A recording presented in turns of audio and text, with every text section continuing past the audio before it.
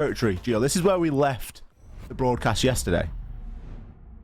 It is indeed. Not between these two teams, however. I mean, W7M played on Chalet against Santos, I believe, a few weeks ago. And FURIA have showed their diligence on this map as well a number of times. I'm really interested to see how this is going to go. This is the only map that W7M have... I think it's one of 2 maps that they have a 100% win rate on, but because they've only played it once. So statistically, they're amazing at it. Unbeaten. Absolutely, like, literally untouched. It's it does get a bit difficult with W7M to really predict where they're going to go and what they're going to do based on that sort of fact. So we've kind of got to take that with a bit of a pinch of salt. It was an overtime as well. I'm slowly winding the mental gears and recalling the game. It was an 8-7 toward W7M versus Santos, so one that really could have gone either way. As we head on in now to the bans, we got Maverick, Thatcher, Valkyrie, and Arcade all removed. Nothing too out of the ordinary there, nothing too targeted. Maybe the Maverick, a bit of a strange one, Gio. We don't always see Maverick banned here on this map.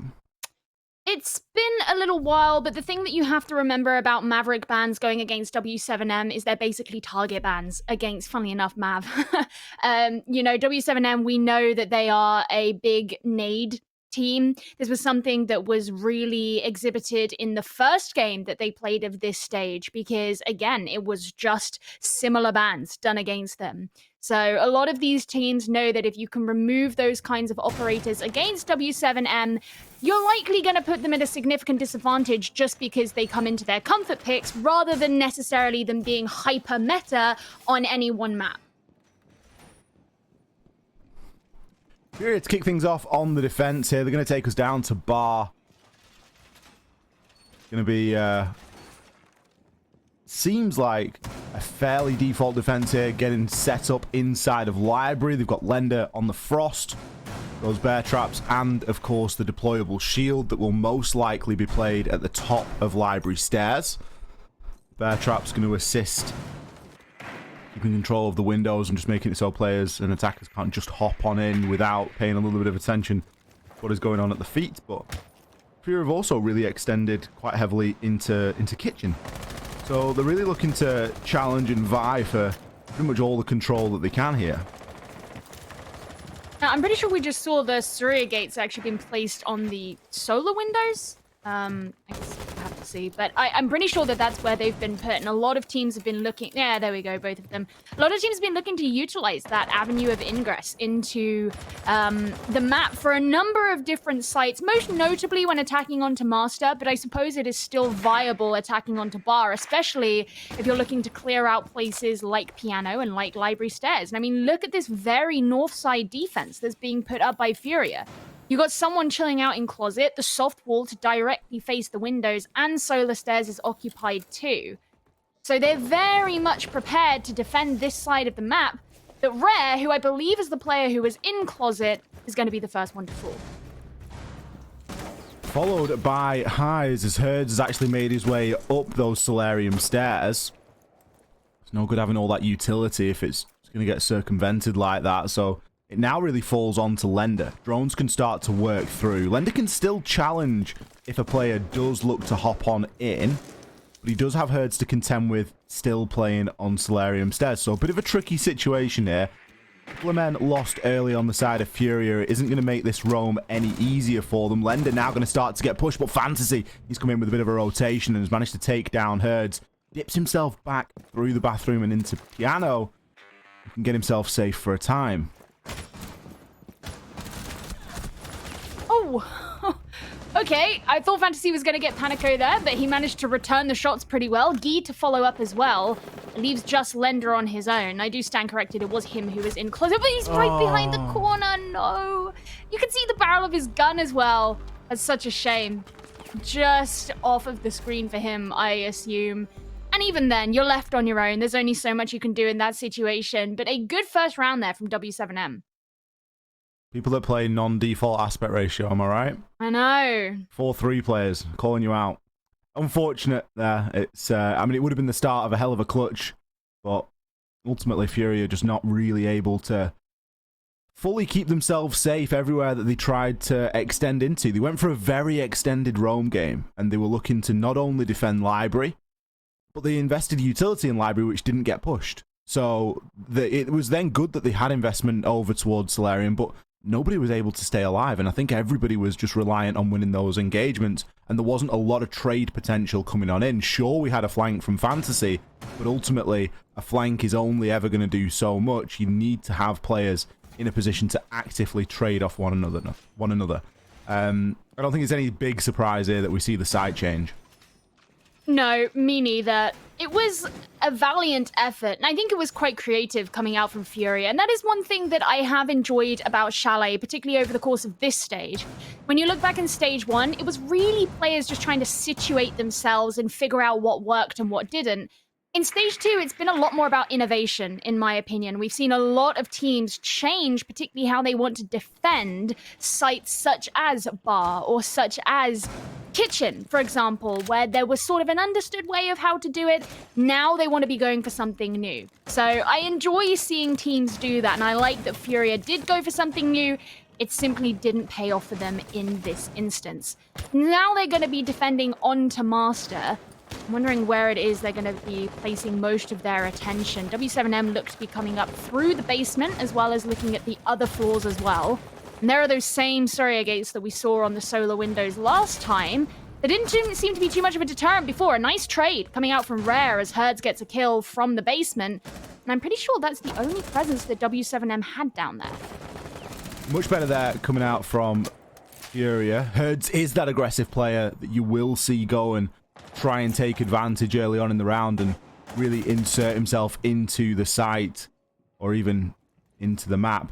We saw him get into the site a couple of weeks ago against NIP, and it was it ended badly, but it was an attempt. But he's doing the same here, and now he's getting himself in, getting himself involved nice and early. These two teams are hella aggressive. Fantasy, what a shot! Gonna be able to take down Mav as he hops his way on in. Now, P10 Roni is rarely far from Fantasy, as he really does like to take advantage of that fast fire rate. We're going to see Lender get himself down, but fortunately, Miracle is in position to revive. The aggression that both of these teams have shown, I think we're going to be seeing explosive starts pretty much throughout this game, and it's going to be all about how they can hang in the gun skill. Panico! What a turn and burn onto Miracle. The trade does, however, come through. It's going to keep FURIA at that man advantage. Boy, oh boy, what a shot. Yeah, he's really on point today. Oh, man, you know what? I really wish that I had a reaction time like that. But regardless, I think everybody does. I know it's so impressive to see. These last two players of W7M are trying to situate themselves. You can see GDN's all the way on the other side of the map, while Guy looks to come in through Library, which is entirely uncontested by any of the three remaining defenders. Nice to see a default can be shot, because that was a problem that we did see yesterday. In fact, on Chalet, no less. So, you know, that's always good. Now, interesting here, because I think he's looking out for someone downstairs. You've got to remember, of course, that the site is upstairs, and Guy has just decided to go down. He is playing flank watch still. There's just someone on the other side of this wall to where GDN is right now, and they're very aware that any of these defenders could have come up behind them. Ooh, it's a good shot from Guy on to Rare as he gets a nice little entry on into the site. It's going to make things a little bit easier here, but there's still a lot of work left to do. Lender and Fantasy going to be able to take down the final two players in what was quite an aggressive round, but FURIA there, I think, showing a little bit of that experience that they've been able to generate over the past 6 months or so in when things do get aggressive and when there is an explosive start. When they get that advantage, they are happy to get themselves back on into the site, and that was a really big difference there from the previous round. I think the other thing as well is that even though W7M had a pretty good approach, i.e. to come in from other parts of the map, they wanted to go for a clear, FURIA were pretty well positioned to take trade. So every time that there was a good early kill from W7M, it was always responded. None of them were left untraded. And that in and of itself can be something that simply saves a round for you, because if you can nullify the kills that are being done onto your team, you can still come out victorious. It's very difficult, regardless of how good your attacking position or approach or strategy is. it's very difficult to still win that round out if every kill that you make is also being responded. We did have Herds disconnect just during that last round. He has got himself back on in, so we should be getting back into the game very shortly. We're able to utilize the pause, so we haven't missed any of the action. Currently sat 1 round apiece. Furia there seeing a little bit of success. They're now going to go downstairs into the kitchen, as that bar and stock site really didn't work out for them in round number 1, and maybe they just need a little bit more time to mull it over before going back there. I doubt that we'll see the basement brought, but I will stand corrected if it does happen. There have been a couple of teams who've looked to do it, but it is pretty hard to defend, and I doubt Furia are going to feel pressured enough to go there. I mean, it's not common that you see teams go for a 4-site rotation anyway, so I am also in doubt with you there, Oliver. Kitchen, most likely to be the last site that they do visit in terms of all the different ones. And again, it looks like they're going to be leaning into quite a roam. If you have a look, the Vigil, the Mute, the Mozzie, it all suggests that same kind of idea. And once again, this is one of those sites where really as an attacker, you want to be coming in from above. Now, a lot of teams actually recently, we've noticed, also look to come in from below as well. And you can approach the kitchen site almost in a sandwich-like manner. So the point is those players from Furia, they're going to be out and about looking to catch out these attackers as they come in from different points in the map, rather than just directly defending the site itself. The past couple of rounds, we've seen a lot of pressure on this opening engagement. Usually, it's going to be Herds getting himself involved in that. Currently, he's going to be droning out Snowmobile and looking to get himself in. Now look to work vertically, as there's a lot of angles that you can start to open up. Pretty much the entire of the garage ceiling is soft, so with the skeleton key, he's going to have a lot of free access there. Can actually open up all the way through. He will get a little bit challenged here by Miracle. As we all know, these holes work both ways, and Miracle now has a bit of an opportunity. He can get glimpses and deal a little bit of chip damage. Fancy they're going to go, Rare going to go for the challenge, but he instead gets himself taken on down. Kind of curious to see Furia sort of resort back to that one-at-a-time mentality when we've seen them do really good trading in the previous. Yeah, it can be a bit of a risk, and it's certainly one that Furia have fallen to in a number of games in the past. Well, I guess we'll see if it continues. Herd still has a bit of HP, about 25, so he can sit on the window nicely for now, while most of these defenders are still just off-site and around. Gives W7M the chance to drone in. They need to figure out where those defenders are to deal with, and Highs in the closet knows that there is at least one coming for him, most likely 2. Fortunately, he has got a couple of rotations set up that he can try and take advantage of here. Could just keep himself alive for a little bit. He's got a bit of info as well.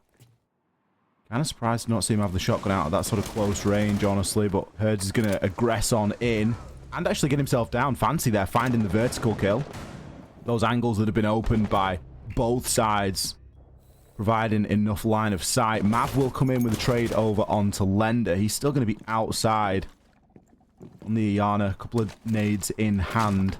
But with only 30 seconds left, W7M, they need to get themselves established inside of this map and start to challenge onto the kitchen. They haven't sufficiently taken that top floor. They won't have been able to make sufficient vertical holes, and now it's going to come down to Miracle and these Toxic Babe canisters. He's going to be able to do a lot to try and deny this push. Panico, he's got an angle on in and some pings to work with. The nades start to fly as well, but the kills so far are all coming up. Furia, Panico, you've got to land your shots there inside of that one. Fancy, he's going to be there to take him down and instantly get traded. Miracle now in the clutch. 1 versus 2. He finds Mav.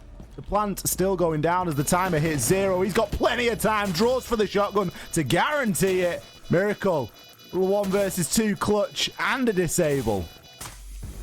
I just want to say, you know, the compliment that I gave Panico earlier about having great reaction time, entirely rescinded in this round. I mean, obviously, Miracle, it's funny how I spoke so much about Furia's roam that they were going for, and it was Miracle who was playing, you know, the sort of anchor spot. He was still back on the site, And ultimately, it was him who won the round for everyone. One thing that I will say, though, is that you can see how this style of playing, both defending and attacking for this site, wastes so much time. If you think about the, I want to say in inverted commas, older style, because it's obviously not that Chalet's been in the map pool for a horrendously long period of time, but if you think about the old style of playing kitchen that really involved taking control of office, I suppose, you want to be out on the balcony, open up the office wall, make some vertical holes from there, and then open up the dining wall as well. And so much of the focus is in that side, and a lot of teams would actually not choose to focus too heavily on the north side of the map, and you would very rarely see anyone go down into the basement. But this style that a lot of teams have been going for instead, that involves, scouting out those different areas of the map and not necessarily just focusing on those two key walls, it uses so much more time. And I would say that it's a really good example or explanation as to why many attacking teams are struggling much more with it, because they have so much more that they have to get done in the same amount of time. I think that statement's very true, especially when you look at a team like Liquid that are laser focused on getting the walls open and holding flanks for rotation kills. And they don't really worry about anything that is sort of tertiary to that. You know, it's literally, we need to get the wall open into office upstairs so that we can then start to push on through. And that's just what they do. Then they work vertically, and that's how the attack sort of manifests itself, where with W7M's previous attack, they were very spread out. They were seriously chasing these roamers and looking to create these fancy lines of sight from garage upstairs, which they're never the preferable angles to really be challenging onto. So we'll have to see how they approach this one. This is a site that they were, of course, successful on previously. Gone over toward the bar this time. FURIA did extend themselves quite significantly, and this time they've not invested as heavily. The Surrey gates haven't been placed on these solarium windows. There's nobody challenging on the solarium stairs. FURIA have brought themselves back a couple of steps, and it's going to give a bit more map control away to W7M in the immediacy, but ultimately they should be a bit stronger and they should have more utility a little bit deeper through.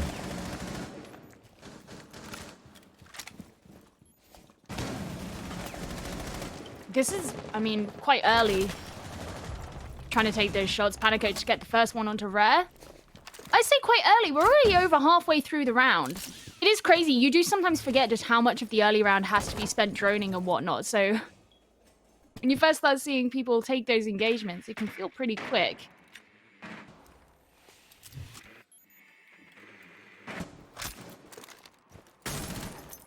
Ooh, someone just behind that window. It's almost like a jump scare, isn't it? Yeah. Like, Fantasy is very laser focused now.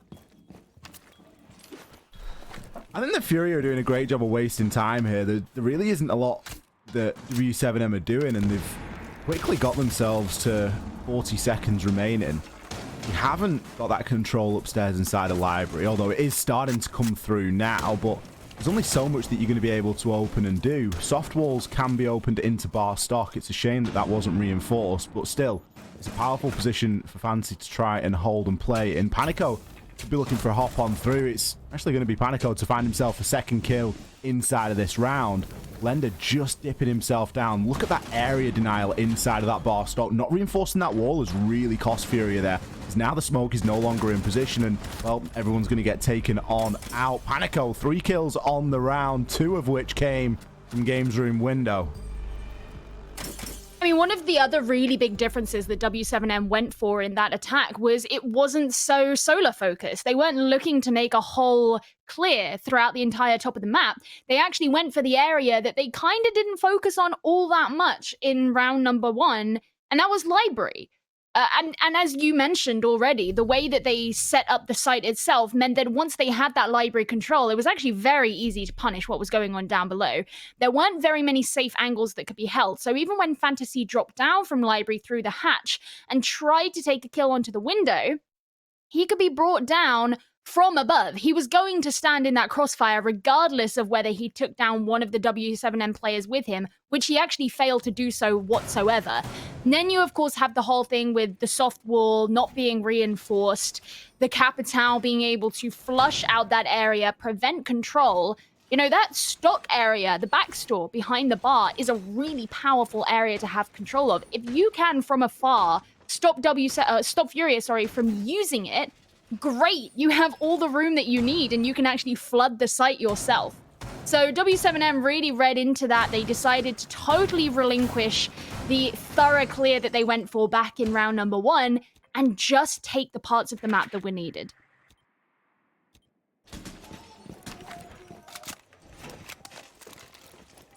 No surprise again here to see W7M shifting things up.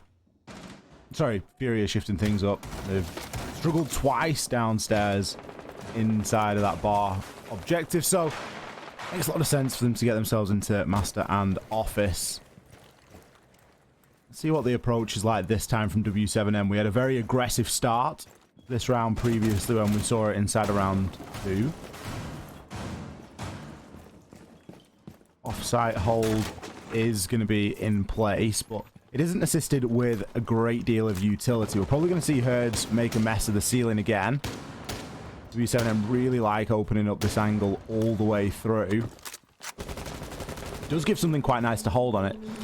Actually gets itself... So the hole is actually just outside of the threshold upstairs into the bathroom, so it's a nice line of sight to hold. You can cut defenders off from rotating, or at least make them think twice.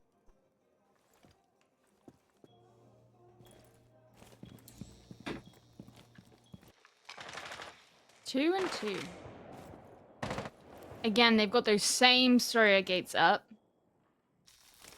Which I don't hate, actually, because of late, you know, you've seen so much focus of having someone positioned on the solar stairs, but it's like that extra layer of reinforcement to prevent people from swinging through the windows, which is oftentimes the goal here. Big window control attempted to be held by Guy, but Rare throws the C4 straight out, and you could tell that he knew it was coming as well. That's why he was moving down. That hasn't stopped these other two players of W7M from moving into solar themselves, but Miracle right there too with the SMG-11. Beautiful shots from him. Just 2 players left on W7M.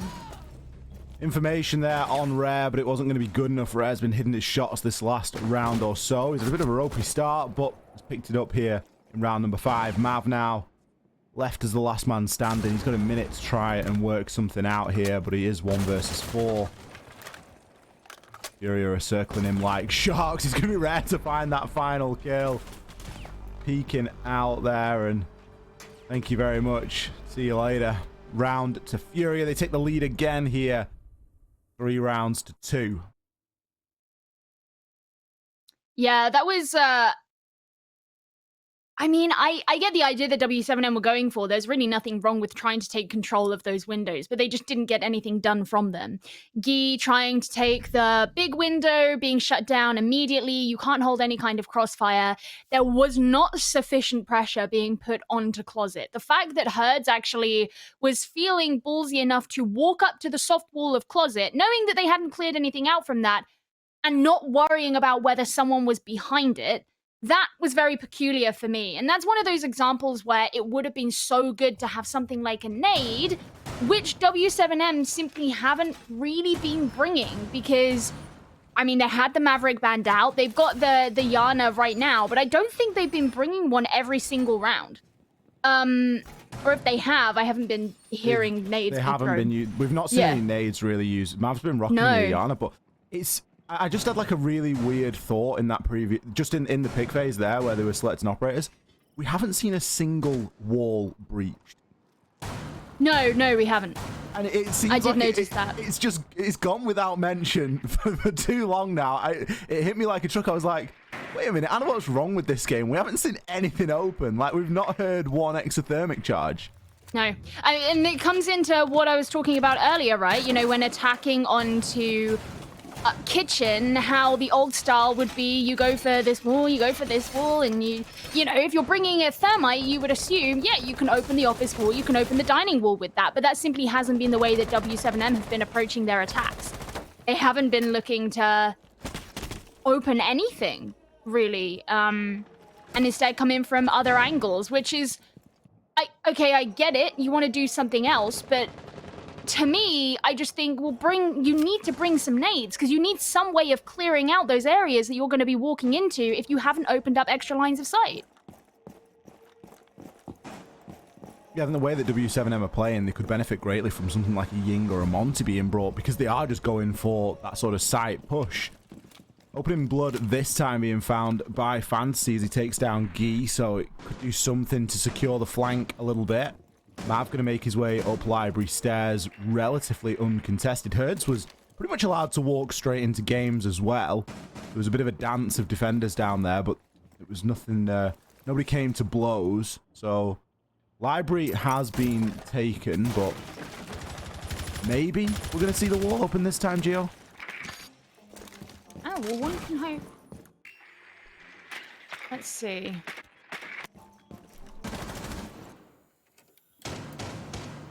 I mean, we continue to wait. There was a lot of this attempt at the vertical play. Oh, Ollie! You get to see it. Look. It's called it's a an hard breach, exothermic kids. charge!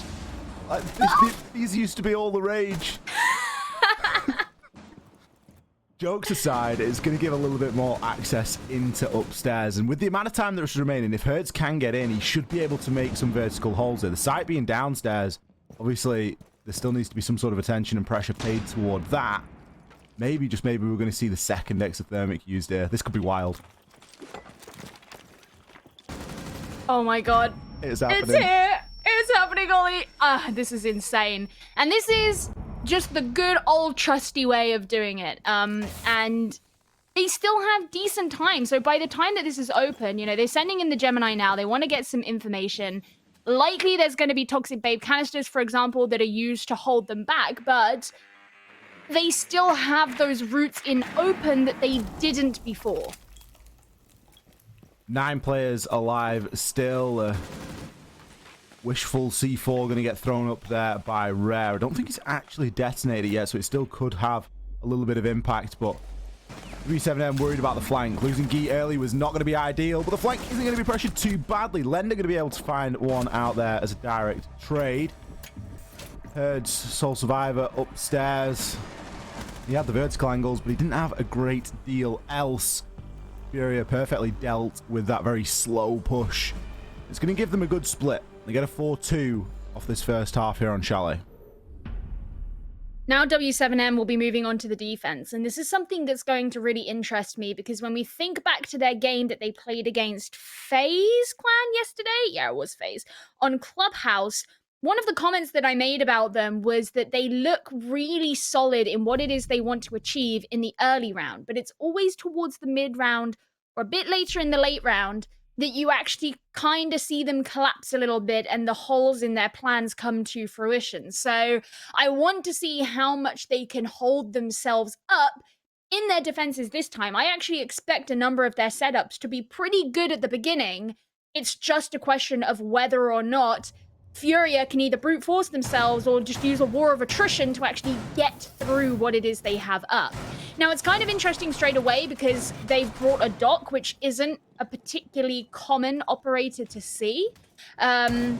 You know, if I'm looking at a dock and a Jaeger, I'm immediately thinking of like a CEO defense on Consulate, right? I'm not necessarily thinking of what's happening on Chalet. Now, I'm wondering if they are going to have a similar thing where they position the Jaeger somewhere, whether it's the top of library stairs, whether it's maybe a little bit further off course, and have Doc just a bit further back ready to stim him up. Because, for example, if you do have the Jaeger at the top of the stairs and Doc kind of sits on library stairs, it's a good hiding place to be able to continually stim that player. So we'll see how it is they do decide to use that. On the other side, however, Dockerby, Flores, I mean, these are going to be real irritants, if nothing else. Dockerby, of course, the logic bomb, you can find a ton of information about the whereabouts of your opponents.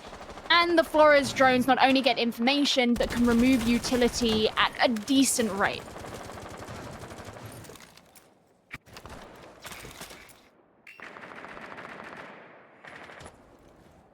See how FURIA choose to approach this. I'm expecting to still see fairly aggressive opening engagements, as both of these two teams are known for that.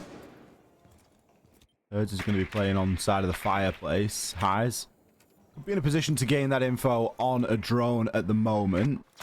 In the meantime, just going to be dipping himself in, maybe throwing Flores drone in. I'm going to get rid of the Banshee for now.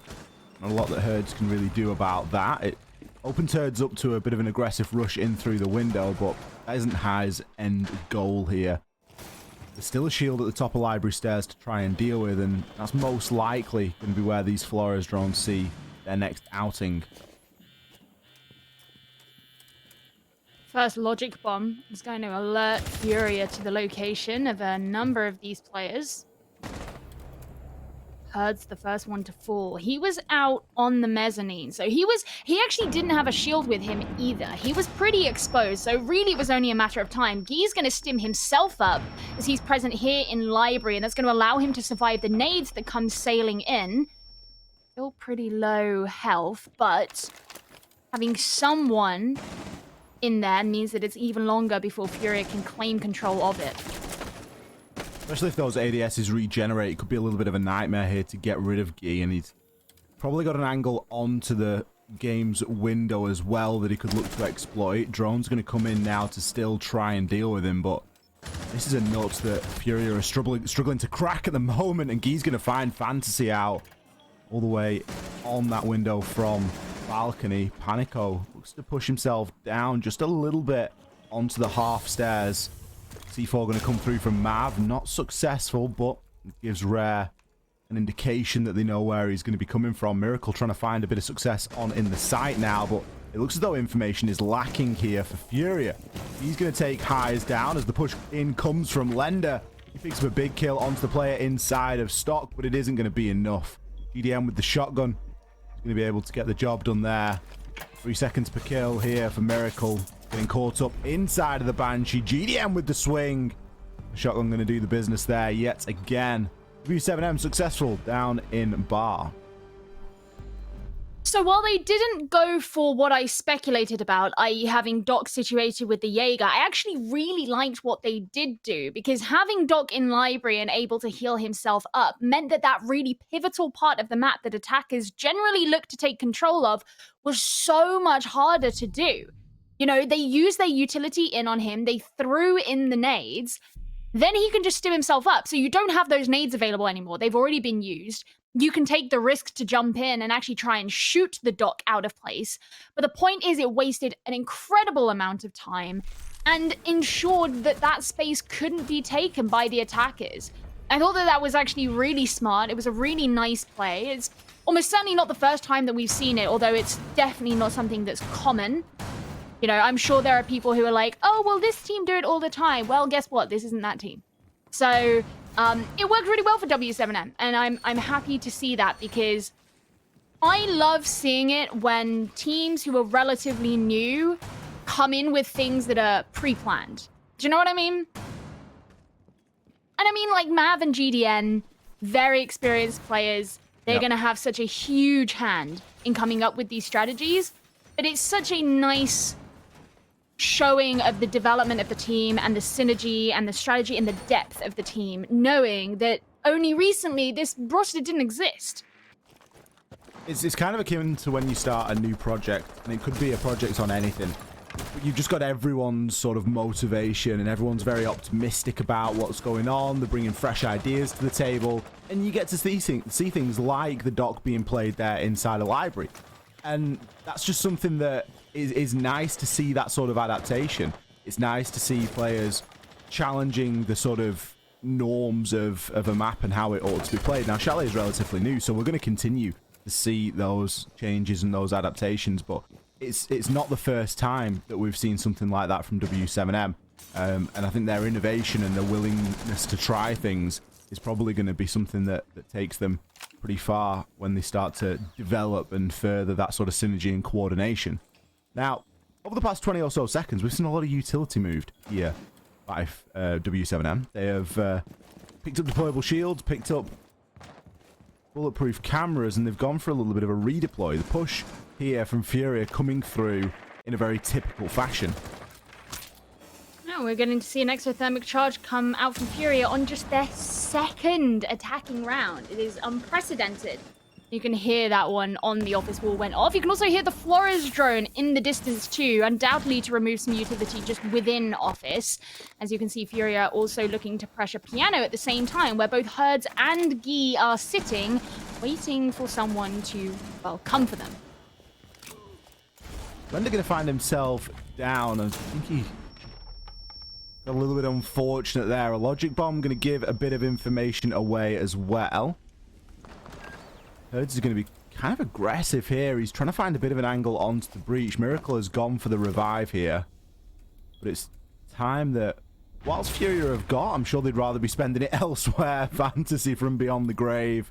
Going to take down Guy. That's always one that's going to sting a little bit, especially when Highs is able to take down Herds like that. Just slowly dipped himself on into the site. Panico with the aggression. Could find himself a freebie and certainly will. Highs just getting caught out there inside of the drone. GDN taking advantage of the Claymore that had already gone, and well, he's able to hob himself out and take down Miracle. Rare looking to get this plant down. He does have the assistance of Lender. GDN, don't be padding your stats. The plant's going down in the site, and you've still got 2 Toxic Babe canisters left. Upside down repel being held, but GDN does make the cross. Could honestly try and disable this diffuser, as both the attackers are a little bit of a distance away right now, but just got caught looking and searching. Rare eventually found himself a good angle. Honestly, I think if GDN gets on that straight away, he's got a chance. Maybe so, but I think a lot of the problems came in way earlier than that, and I think W7M were just over-aggressive. You know, even the way that they were trying to hold on to Piano, a lot of it involved them walking forward to try and take engagements. But as defenders, that shouldn't really be the position that you're in. You should be forcing the attackers to walk forward and try and engage onto you. And we saw it a number of times, you know, Panico walking out onto the balcony from office, GDN jumping out to just complete a kill. I get it that in that particular instance, there wasn't a huge risk for him, but it was unimportant. It was irrelevant, basically. It just didn't need to do it. And I wasn't a huge fan of seeing W7M be a bit too proactive in that defense. Regardless, time does indeed turn, and they will be moving on to their third site, which is going to be Kitchen. This is the site that W7M took 2 different approaches to attacking when it was them on the attacking side. Judging by the way that FURIA attacked onto Master, I would be inclined to believe that they would go for that more traditional side of coming in through office and dining, but we'll have to wait and see. Once again, they're going to be employing the Dockerbee, which is something they've had for the last couple of rounds on their attack, and it seems to have worked pretty well for them. Highs on Ash, though. I think this is the first time we've seen them bring out Ash. Yeah, possibly. Yeah. We rarely even see Fancy play Ash anymore. He pretty much just mains Zephyr. Yeah. So it's an interesting one because Ash is not super popular right now. You can see he's brought the G36C as opposed to the R4C, which you just don't see anyone play anymore. But, I mean, extra soft breach utility. And it's Ash, you know. Yeah, it's just one of those things where it's like these days, you know, if you want the G36C, the Yana has nades, she has the Geminis, which give information, and they can also be used to bring down Surya gates, which W7M will have. So I'm partially inclined to say that Yana is a better choice, and I think most teams agree with that at the moment, because Yana is significantly more popular a pick than Ash. On the flip side, Ash is faster and doesn't really have a hitbox, so there's, you know, there's oh, she's Zoom. I get it, she's Zoom. There's pros and cons to both sides here. For all the talk about Ash, Highs is going to find the opening frag onto Herds. Nice little crossfire there from upstairs inside of the office, just catching W7M out. I think that's how a lot of those kills and a lot of these kills have really come through here for FURIA, is that very often they're in a position to catch W7M on a rotation or just slightly out of position. And it's a trend that has continued into this round here. Oh, Guy. Ow. Who's looking directly at him? Great kill from Fantasy, while Highs, meanwhile, is taking a ton of damage. Furia are going... Ooh, nice C4. Furia are going for that approach that I suspected they might. Another window kill. Right in front of a window where the attackers just shoot a defender walking in front of it. That's, what, the third time now? It's certainly not great from the side of W7M if that's how you're going to lose a majority of your of your defenders. You can't really be affording to give those sort of kills up. They're just too free to take. Going to start to see a bit of progress made now in on toward the site. Miracle going to have info. Panico has rotated on in. GDN going to be playing on Solarium stairs with the Toxic Babe canisters. Maybe able to get them through the floor, but he's going to have to make a rotation down, which he will. Another kill at the window, question mark? Quite possibly. It's going to be a shotgun engagement eventually. Fantasy's going to find the down and finish. Panico finds one, but it's impactless rare. He's able to push in under the cover of his own smoke. There was a Z-ping available for him as well, which means there's almost certainly a call out to go with it. Furia, match point here on Chalet. Yeah, I feel like W7M's 100% win rate on Chalet may be about to come to an end. That was a disappointing round for them. Just Windows. Not the best. They're going to be returning back down to Bar, which is the only site that they've been successfully able to defend. And yeah, it looks like something very similar for Furia is going to be coming out, although they're looking to switch their Flores out for... Flores. The world may never know. No, Twitch.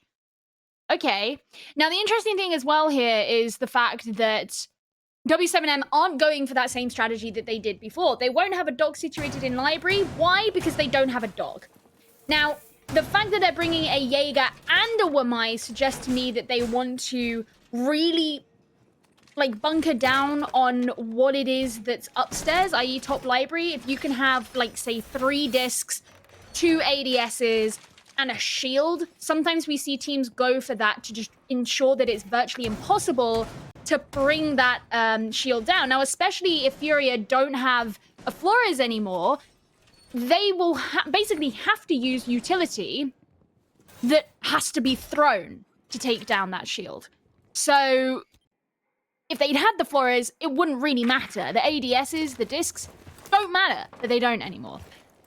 Obviously, we don't know if that's exactly where they're going to be using it. I actually think we just saw Guy maybe put his shield up on the mezzanine, which is where they didn't have it before.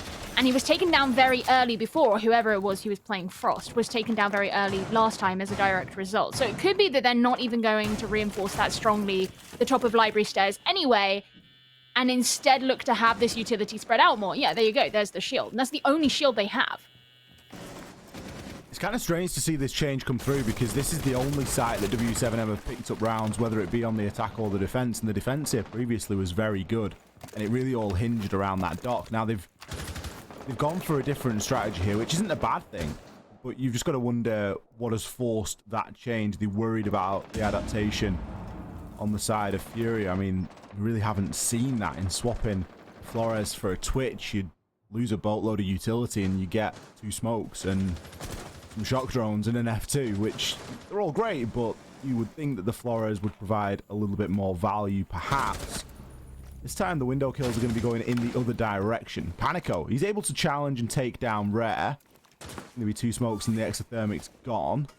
Honestly, not that that will matter too much in terms of the hard breach. You're mainly going to be looking toward burning through a lot of that utility. Panico will eventually get swung there by Fantasy. Now the diffuser can be recovered, and Furia can start to make further steps here. See, I don't know if Fantasy should have overstepped there, because until that point, Panico, basically, it was very hard for him to go out and recover the diffuser that had been dropped. He needed Fantasy to be killed to do it. So if Fantasy had just played a little bit safer, it probably would have made it significantly harder for Furia to actually be able to collect the diffuser. At least it would have wasted time. As it stands, that's not such a... It's not such an issue here. Herds trying to thread the needle. Fantasy once again catches him out. He is the king of the castle up here.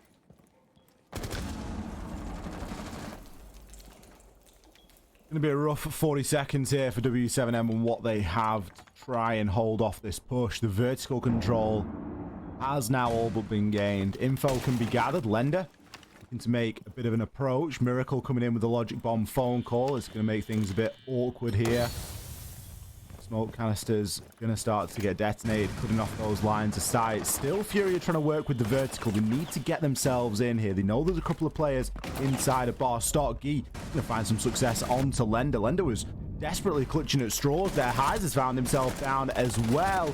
The push into sight now has to come, and it's going to come through the back of Miracle. And the SMG-12, the plant now starting to go down. He has to try and aggress on through, but he doesn't know where he's being held from. Plant is going to be successful. Miracle, can you land the final kill? No, it's going to be Fantasy. Plant and a kill to close things out there for FURIA. Miracle, what an entrance he made there into the site. Regularly the support player, but boy, did he step up in a big way today for his team. Miracle had the game of his life. I was going to say the exact same thing. This was absolutely a miracle game.